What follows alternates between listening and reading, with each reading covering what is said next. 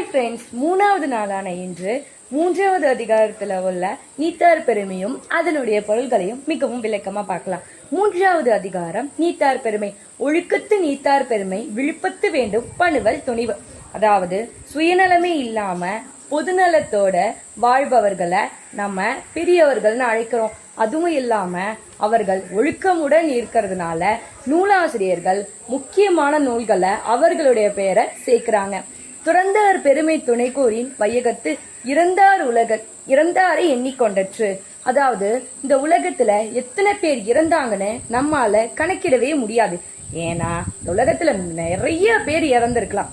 அதே போல சுயநலமா இருந்தவர்களையும் சுயநலமே இல்லாம பொதுநலமா இருந்தவர்களையும் நம்மால கணக்கிடவே முடியாது.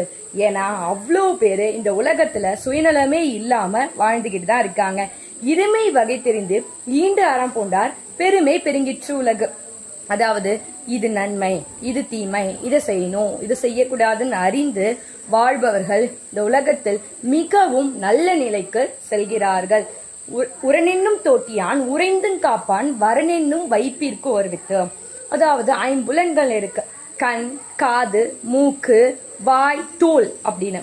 இந்த ஐம்புலன்களையும் நம்ம அறிவால அடக்கணும்னா ஒரு நல்ல விதை மிக பெரிய மரமா வருதுல்ல, அதற்கு மாறி ஒரு நல்ல விதை பெரிய மரமா ஆவறது போல நாமளும் ஐம்புலன்களையும் அடக்கம்னா வருங்காலத்தில் நாமளும் மிக பெரிய போல அழகாக செழித்து வாழலாம்.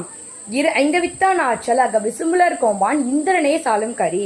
அதாவது அதே ஐம்புலன்கள் தான், கண், காது, மூக்கு, வாய், தோல். இந்த ஐம்புலன்களையும் அடக்கிறதுனா என்னன்னா, இப்போ நம்மளுக்கு படிக்கும் போது தொலைக்காட்சி பார்க்கணும் போல இருக்கும். அப்ப நம்மளுடைய கண்ணை அப்போ நம்ம அடக்கணும். அதே போல அப்படி மனசால அடக்கி வாழ்பவர்களுக்கு வாழ்க்கையில் எல்லாம் நல்லதே நடக்கும்.